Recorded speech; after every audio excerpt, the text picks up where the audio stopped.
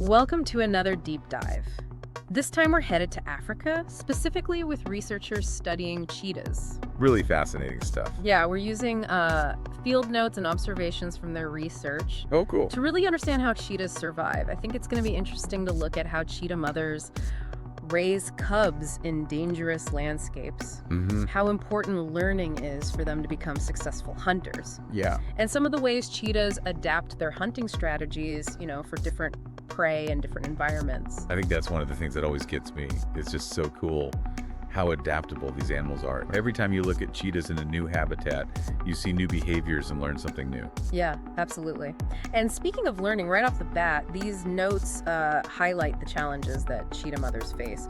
So there's this one cheetah mother named Chile, and she's raising 5 cubs in the Samara Game Reserve. The researchers were really following her closely as she was trying to figure out how to keep her cubs fed. Wow, 5 cubs. That's a lot of mouths to feed. Right. That's a lot of pressure for a mother, especially when her usual hunting grounds are just overrun with lions and elephants and buffalo. Yikes. That's a recipe for disaster, especially with young cubs. I know, it really is. So she has this choice: stay put and risk starvation, right? Or venture into this really dense acacia thicket. Which, is not exactly a safe haven either. No, not at all. It's known for having, its own share of predators, but it's like, how do you make that choice? How do you decide what the lesser of two evils is? What really struck me, and I think what really struck the researchers, is just how much of a risk taker she had to be. She's got to do what she's got to do, right, to protect those cubs. Right, and the cubs have these fuzzy gray coats, Aw. and it helps them camouflage by mimicking honey badgers. Oh, wow. That's amazing. But it's not foolproof. No, nature is rarely that simple. There's always going to be some risk involved. Exactly. And there's actually this really intense moment described in the notes where the whole family, Chile and all 5 cubs, they get trapped in the thicket overnight by a herd of elephants. Wow, I bet that was a tense moment for everybody involved. Oh, I'm sure it was, for the cheetahs and the researchers watching them. Yeah. But, in the end, her gamble paid off. She gets out of the thicket. Okay. And she ends up hunting a springbuck. Nice. And what I think is so important about this kill is that it's not just about feeding herself. It's about providing for her cubs and giving them their first taste of meat. Ah, that's a big step for them. I know. And the researchers, they were excited to see how the cubs reacted to this new food source. They were learning how to eat meat. Like a whole new world opening up to them. Yeah, and this is all part of them becoming independent, right? And that ties into another story that the researchers were following. Okay. Another cheetah family, Savannah and her 2 cubs, Toy and Sambu. Okay. And the researchers really had this unique opportunity to develop a relationship with this family. That's pretty special. Right. What do you think was the biggest advantage of having that kind of close relationship with them? I think being able to observe those really subtle interactions in their learning processes. Yeah, you can't really get that from a distance. Exactly. And it's kind of like Savannah is mentoring her cubs, right? Like an apprenticeship in hunting. Yeah, exactly. And at first, she's hunting alone, Right. but then she starts bringing the cubs with her. Showing them the ropes. Yeah. So they can watch and they can even participate. Wow. So what kind of hunting techniques were they learning? Well, the researchers described this one really fascinating example. Savannah's teaching her cubs how to hunt a diker using ambush tactics. Interesting. They used the bushes to their advantage and relied more on stealth and patience rather than just speed. Yeah, it's not always about the chase, right? Sometimes it's about strategy and knowing the terrain. Exactly. And it really shows just how adaptable cheetahs are as hunters, right? They're always Sure. adjusting their strategy depending on their prey and the environment. And for the cubs, getting that hands-on experience with live prey, that's got to be crucial for their development. Yeah, it's not just watching anymore, right? They're engaging those predatory instincts. Exactly. And then something really unusual happened. They come across a group of 8 cheetahs. 8. Wow, that's a lot for cheetahs, isn't it? Yeah. Even for seasoned observers like these researchers, it was a rare sight. So what could have brought them together like that? That's a great question. Cheetahs usually, they're solitary or they live in small family groups. Right. So a group of this size, it suggests something unique is happening. Maybe a lot of prey in the area. Or maybe it's some kind of temporary alliance for hunting. Makes you wonder what else we might be missing, when we don't have that close-up view.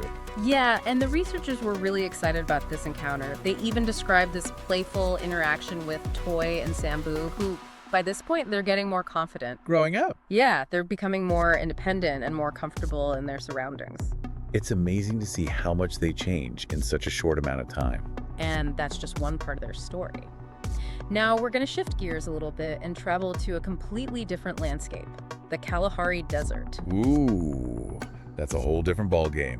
What kind of challenges do you think we're going to see there? Well, the Kalahari is known for being really harsh. Yeah. So I'm curious to see how both predators and prey have adapted to survive in this extreme environment. It's like a masterclass in survival, really. How life finds a way to thrive even in the most challenging conditions. Exactly.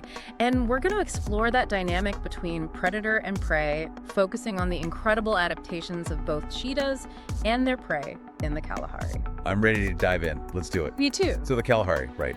It might look like a desolate place at first glance. Yeah. But there's actually a ton of life out there. Oh, yeah. And every species is perfectly adapted to this really challenging environment. You really see the power of evolution at work in a place like that. Oh, Like absolutely. take the springbuck, for instance. This antelope, it just thrives in the Kalahari, and it has all these cool adaptations. Yeah, what kinds of things are we talking about? Well, the researchers were fascinated by their ability to handle the heat. Oh yeah, it gets seriously hot out there. Yeah, so springbucks have these sweat glands that help them regulate their body temperature. Makes sense. Gotta stay cool somehow. And then their coat patterns, those white patches, they actually reflect sunlight, which helps to keep them cool too. Wow. It's like they have a built-in sunshade. Right. It's incredible. That is pretty neat. And they can even extract moisture from plants. Really? So they don't need to drink water as often. Talk about resourceful, huh? I know. But even with all these amazing adaptations, they still have to deal with cheetahs, right? Oh yeah, that's a whole other challenge. And cheetahs in the Kalahari, they've had to refine their hunting strategies to keep up with the springbucks. Well, springbucks are pretty agile, aren't they? Yeah, and those leaps they do, up to 2 meters high. It's crazy. Not only does it confuse the cheetahs, but it also alerts the whole herd that there's danger. It's like a built-in alarm system. Yeah, it really is.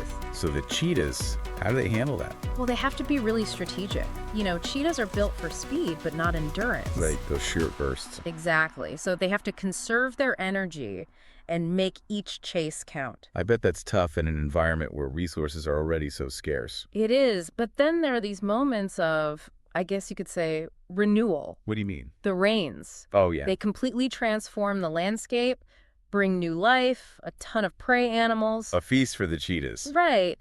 And it's especially important for the cubs, you know, like Toy and Sambu.